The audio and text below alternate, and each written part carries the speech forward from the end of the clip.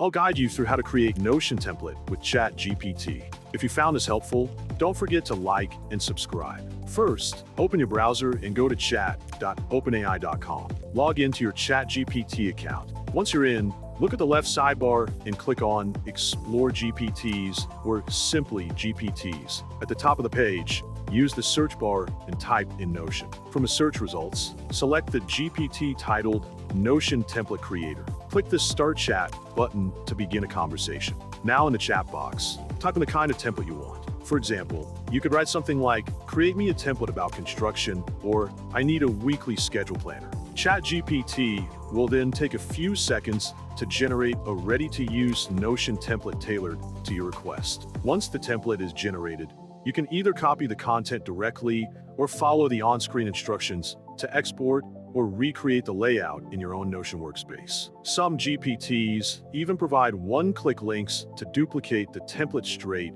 into your Notion. And just like that, you've created a custom Notion template without any coding or complex setup, all powered by ChatGPT in a matter of minutes.